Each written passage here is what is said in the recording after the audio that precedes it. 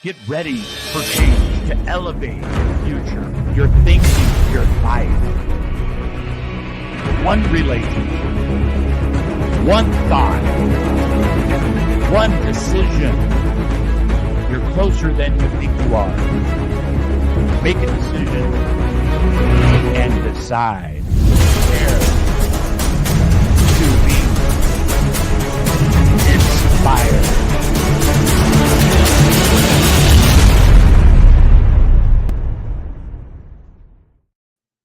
Hey, everybody, it is Coach Randy Bird, and I'm excited to be here with you today to talk about really an important step for entrepreneurs, specifically real estate brokers, lenders, and title. These are all really positions that can scale very easily and very nicely. So with no further ado, I'm going to start the presentation. So number one, the critical hire. Are you the assistant with an emphasis on, you know what? Listen, my name's Coach Randy Bird. Don't be the assistant. I make fun of that, but they're the most important roles in your business, likely. So I'm going to teach you proven coaching tactics for the perfect hire. You cannot afford to not do this, right? You can't afford not to do this. For the past 20 years, I've been a real estate broker, 30-year general contractor, and I've been building businesses and coaching teams for growth for their first hire and scaling their business for a decade. Up to teams of 100 agents and beyond. So here's some of the things that an assistant will provide you. Freedom to scale, freedom to travel, freedom to mingle, freedom to network and collaborate and do all the things that your highest and best use will allow you to do while leveraging those other tasks. So first of all, how do you scale and leverage with your first assistant without the loss of productivity, time, and massive problems, right? So proven hiring techniques and tactics. We're going to show you a training structure for finding the right real estate assistant. And this goes to all entrepreneur businesses. It could be lenders and title. It could be contractors. It could be business owners. But we've got to find a way to scale our businesses through leverage. So one of the ways we do this is, why is this important for you now? Most agents I've asked are dead wrong. They don't understand when to hire the assistant. They don't understand when to train them and to release them, an important part. And they also don't take action because of uncertainty, and this usually around finances. All right. So let's talk about this. What you're going to learn today. What you're going to learn is that there's really 4 pillars to hiring an assistant properly. Number one, how to hire. And I'm going to teach you how to hire now through a couple tools and tactics that are very simple. How to gain your productivity back by leveraging things in your business that are not income-producing activities, as you see in the next pillar. And the next pillar is just that, focusing on IP. I wish it was beer. It's not IPA beer. It's income-producing activities. And this will allow you to simply double, if not triple, and 10x your real estate and or production entrepreneurial business. So I'm going to show you how to do that through this effort. So next slide is, this is only for the agent that is ready to leverage, ready for committed to get more listings, and understand it has to happen now, right? It has to happen now. Is this for you? If you want to have leverage in your business, this is for you. If you want to work with more sellers, this is for you. The only way to do that is through leverage. If you have massive time issues and you want time freedom, this is for you. If you're worried about hiring because of payroll or admin cost, this is for you because you're going to see the true assistant return in the coming slides. So here's some resource books that are valuable for you. The Leader Assistant, great book by Jeremy Burroughs. EOS, what the heck is EOS? Entrepreneur Operating Systems by Gino Wickman. And it's a great book. His dad is Floyd Wickman, a legend in the industry. And Michael Hyatt's your world-class assistant. Great resources. So here's the house rule. This is not for control freaks that can't let go. P.S. I am a recovering CF. I am. And the sooner you understand to let go of this, the better. So confession, not all assistants were good hires. Sometimes you don't have the right person in the right seat at the right time. Those 3 things need to happen somewhat together, right? You could have the right person, but it's not the right time in your business. You could have the right time in your business, have the wrong person. You can have those two and have the right seat at the right time is not in place. So I'm going to help you with all these things as we progress. So when you assume, you know, and make an ass out of you and me. Ancient Chinese proverb, JK. I think I made that up. LOL. So don't make an ass out of you and me by assuming. Right. Here's the initial conflict we have with an assistant hire, the money conundrum, right? I don't have enough money. I'm doing it all myself. Maybe you're doing 12 deals, 12, 15 deals, 30 deals, whatever it is. Not enough hours in the day. That is true. Without an assistant, you're trading time for money. Market uncertainty. Right now, the market is in a place of uncertainty. This is when agents usually go into lockdown mode. It's the opposite. This is a time to scale and create more dollar producing activity in your businesses. And then some of them dabble and help and they never really get committed. And that's a big problem with this particular hire. So I've been there. As a matter of fact, my assistant probably saved my life. It's true. I went through divorce, had multiple suicides, was really faced with some significant depression. She kept my business running during this loss. She kept my business running during these times that I was unable to check in. I was checked out. She managed my teams and my partners and really kept my business afloat. The bottom for me was I had divorce and I had 3 suicides very close to me. Divorced after 23 years, very, very difficult on me. Sometime after that, one of my very close friends committed suicide, Jim Gelati. He was like one of the most profound leaders in my life, an idol I looked up to. Losing him was a big deal, but nothing in comparison to losing my younger brother not too long after that to suicide. Struggling with pain and a couple back surgeries and stuff. He just couldn't deal with it and took his own life without any notice. Very unfortunate, very sad. And there's a big hole in my heart from that one. And then just a couple of short years after that, my ex-wife, Melody, of 23 years I talked about, took her own life. She was in a toxic relationship. We were divorced, but, it led to her not having hope and faith and all the things that go into why you lose despair in life. And she took her own life. I gained weight. I lived unhealthy. I was not eating right. That led to drinking. That led to inactivity, no gym, all those things. I was sued by my partners. I actually had a jury trial to prove my innocence and was found not guilty on all charges. But it was a tough time in my life, and my assistant held all this together. And matter of fact, I was sued, and my partners moved out the day I had cancer surgery of my business. They parted ways and made a plan because they knew I was going to be gone. And, really I was struggling, no time or money. Business was heavily impacted financially. I was not available to work many a times, but I could not do it myself. And this is where the assistant really saved my life. So the turning point for me, I found the power of people leverage. Through my assistant, I started leveraging other positions. I committed to the labor and the assistant hire, and I started working on autopilot as I started putting these systems into place. Now today, fast forward a few years, I have 4 VAs, virtual assistants. I have one in the Philippines, one in India, one in Pakistan, and one in Egypt, and a full-time executive assistant, now considered and called my director of operations. So hiring my assistant mastery, right? What's this look like? Now let's look at how to find the missing person. This is really one of the first important components. So for me, when you're looking for the perfect assistant, you're looking at one of the 5 hiring pillars, right? The very first thing is your assistant avatar. What's the perfect assistant look like for you? I'd be very specific with this. You could really lay out what their expertises are, what their strengths are, what their weaknesses are, all the way down to the fine details of what they've done in the past. Have they been an assistant for at least 2 years? Are they licensed, for instance, in real estate or lending? All those things. And then you're going to advertise for that particular avatar, being specific. You're going to interview. I'm going to help you break these interviews down and help you significantly whittle down maybe a large field. You're going to see I had hundreds and hundreds and hundreds of candidates that applied. And then what's the structure of this through this process, through the hiring process? How do we do all these things? I'm going to walk you through that and show you. And then finally, the training. How do we train those assistants? So here's, I'm going to show you and prove to you. I had 413 applicants for an executive assistant position in Albany, Oregon. Out of 413 applicants, there's no way for you to filter through all those. So what I did is what I think to be a very brilliant way to whittle down this list. So number one is identifying the perfect assistant, like we talked about. What's that avatar?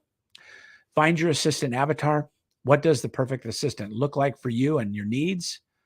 Determine what the assistant's tasks will be, and finding the perfect hire. Don't compromise. Take your time. You will find them. They're looking for you as well.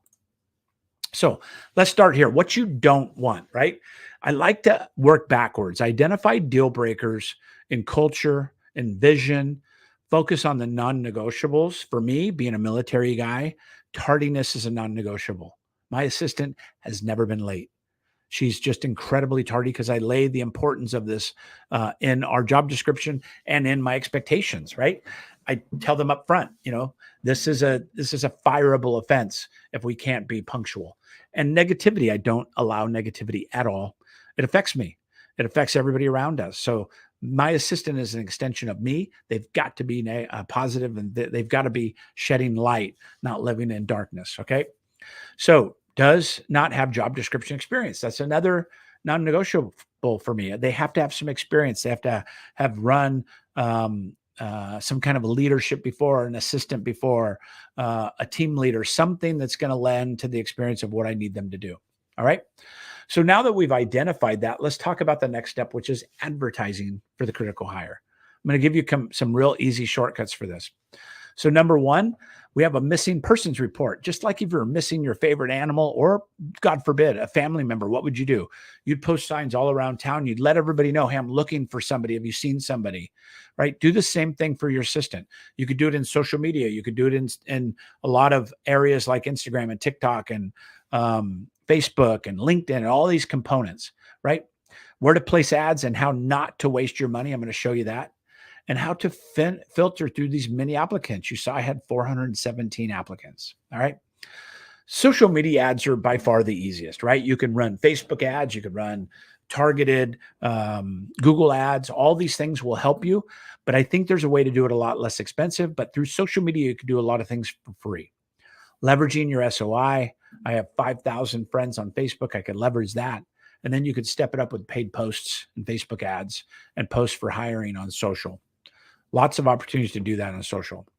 So again, here's an example of my sample WiseHire ad. I use WiseHire because it's a very inexpensive way.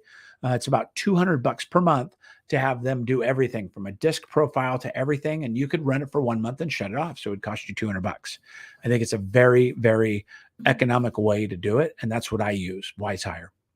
So next screen, you're going to see more of their responsibilities and qualifications. Again, this is going to be recorded and sent to you.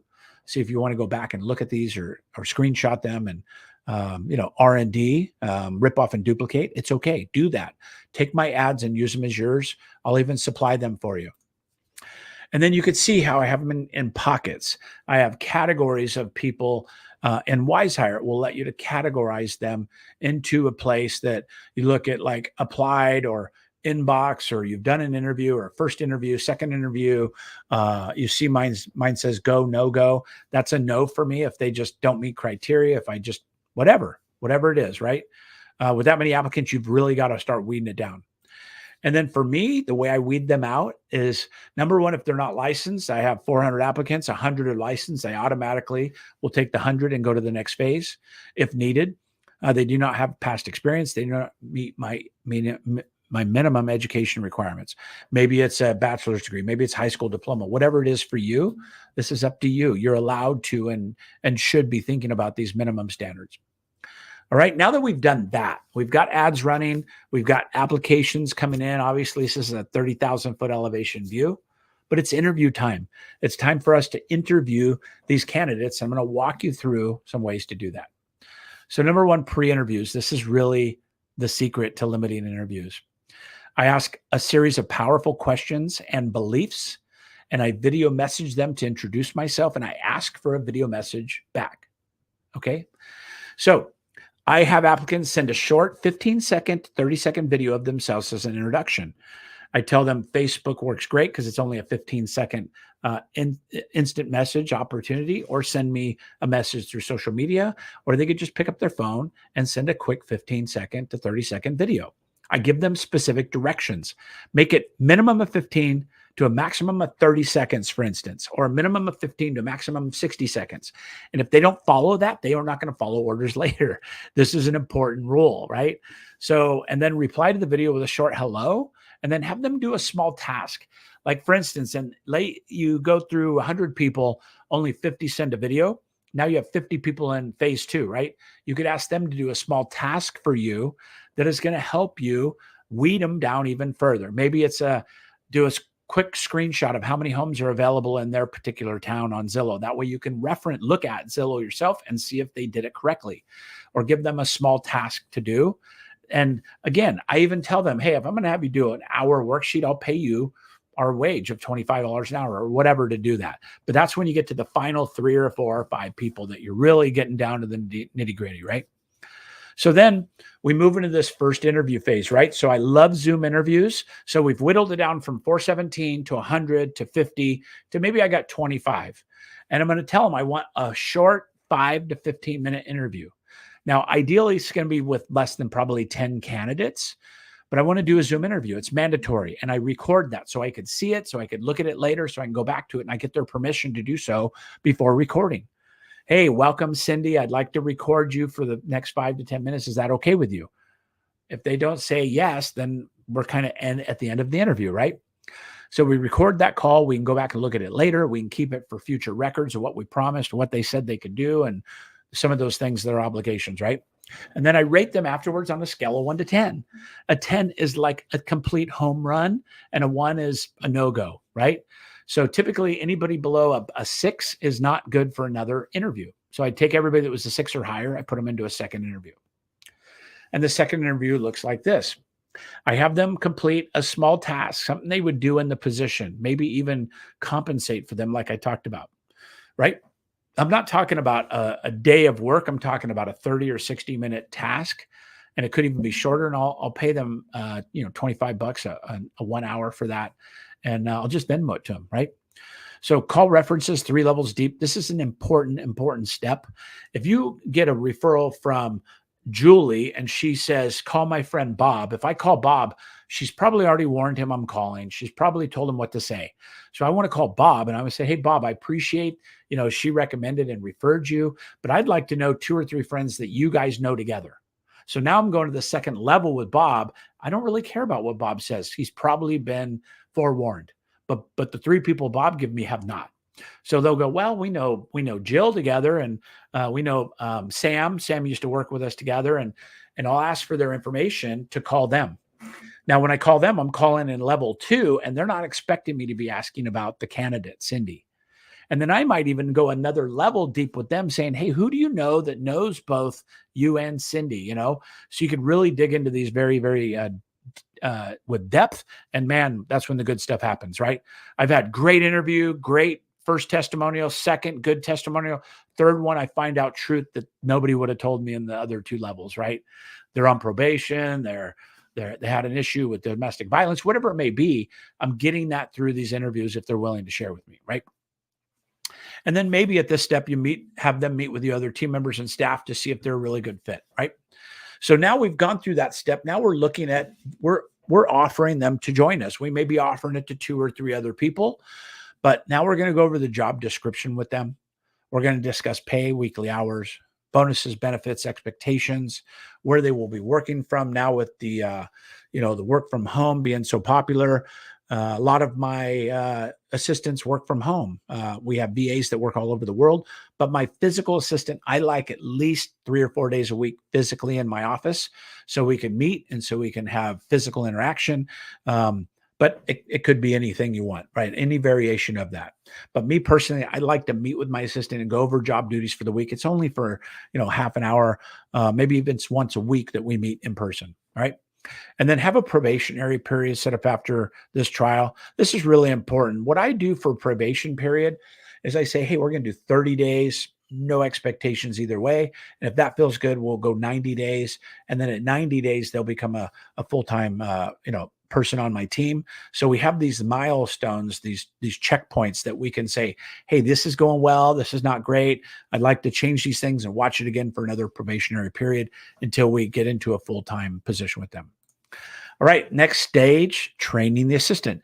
You've interviewed, you've got them onboarded, you've had your initial call. Now we're training the assistant. This is my structure for training my assistant. The first 30 days, I have the assistant shadow you, right? So the assistant shadows me for the first 30 days. They do nothing but take notes and watch. This is very powerful because they can see how you're doing things, listen to how you're doing things.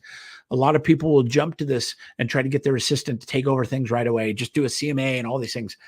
I think it's a mistake. So 30 to 60 days, you shadow the assistant. So first 30 days, they watch you, they're learning, they're taking notes, they're making desktop icons for shortcuts. They're in the systems learning, they're watching videos, doing all that stuff. But then the next 30 to 60, they're doing it, you're watching them. So you're over their shoulder, tell them what to do, what's going on. 60 to 90, again, you're in your probation period still. You've gone through these steps. Let them fly. Meet with them daily during this period, but let them fly throughout the day. So the next day you could evaluate what they did, see what they did right, wrong, and start stacking and adding onto that. And then 90 plus days, structured daily and or weekly meetings. Mine are daily. I prefer that. We meet for 15 to 30 minutes every single day, 4 days a week. My assistants are off on Fridays, and that's just how we've always designed it because I'm off on Fridays. Okay. So here's an example of way to keep your assistant on task. I do morning meetings every day. And in this morning meeting, I might have all these to-dos, right? Put something on the MLS, return an offer to so-and-so, draft up a team agreement for Bill, whatever it may be. And then I put her top 3 priorities up at the top of the screen. And if you go into that flow chart at the top of the screen, that's the 3 priorities that must get done. And then I have a ledger. You know, if it's got a dollar sign, it needs to be done by noon. 1 is end of day and 2 is end of week. So that gives her another level of priority if she finishes those 3 tasks that are above the priority of these. Okay. So flow charts, I have lots and lots of flow charts. I'm happy to share them with you if we get into some kind of partnership arrangement. And I do all this for free to my organization and my team. I'm happy to share with you. Flow charts are an essential part of this to allow the assistant to duplicate her efforts in case she's ever replaced or on sick, on leave. Anything happens, you have a flow chart to continue that activity, and anybody could take it over and watch that activity through fruition. Okay. So next steps, you've seen all this. What are the next steps? Okay. Number 1, who knows they would sell more listings by hiring a rock star assistant to grow and scale their business vertically, right? Yes, all hands should be up right now. So let me ask you a question. If my team was willing to help you hire this perfect assistant, do you have enough belief after this webinar to pull the trigger? I could promise you this is the best hire of your business life, but you'll probably still have a drunk monkey in your head saying, well, I don't have the money. I don't have this. I don't have that. So now for the good news and the bad news. And I always like to start with the bad news. So let's start. The bad news is statistics say most of you don't believe you can afford to hire an assistant. If you're listening to me right here and now, you're likely saying, this is great, but I need a couple more transactions first. I need to do something first. But if you are working 50 to 80 hours a week, if it was guaranteed to have a positive return, would you then? If I could guarantee you financially that in the next 12 months, you'll look back and say, that was a positive ROI, would you do it? What if you want more free time and leverage? Here's the good news. Whether you're a solo agent or you want to build a team or you just want to work with more sellers, we can help. In fact, what if I said my team and I could help trim 2 to 5 years off your learning curve? Because that's what it is. And I've proven this with my coaching clients. Literally, we will show you a 5-step proven process. Imagine if every repeatable task and leverageable task was handled, and then you could focus on your highest and best use, income producing activity. This may be meeting more with sellers, handling investment properties, doing flips and investments, and doubling your income along the way in your real estate and or lending title business. If I told you I would help, I will put my money where my mouth is. I will do a free 15-minute strategy call with you and lay out a perfect plan for you.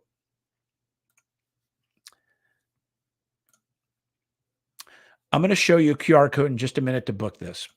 All right. So number one, a strategic call with Coach Randy Bird. What you're going to get is a review of your current business to grow with an assistant, create a launch plan to support you and your new hire, identify non-IPA activities in your business, and then review your options to hire, grow your business, and create a business worth owning, a life worth living. Who is this for? Agents who are humble, hungry, gritty, coachable, open-minded, and ready. The agent that knows if they don't have an assistant, they are the assistant. The agent that is sick and tired of being sick and tired. The agent that knows they should not be doing $12 to $15 an hour work, or in my case, my VAs are $5 to $7 an hour. And by the way, if you join my organization, if you join my group, whatever level, you get all my VAs for free, meaning that you get all the years of training and everything. You get them for the rate that I pay, and I charge you nothing for that relationship, putting you together. And lastly, the agent that knows they need to do this to grow their business to the next level. All right, here's what to do next. Here's my Calendly link, and I'm going to let you scan that link and book an appointment in my calendar. Of course, you can email or text me or instant message me through all my socials as well. But this is where the rubber hits the road, folks. This is a free call with me to identify those things. And it's not heavy sales. I'm just not a sales guy. I've got a waiting list for my coaching. The idea is for you to get what you need and to get it done and move forward. All right.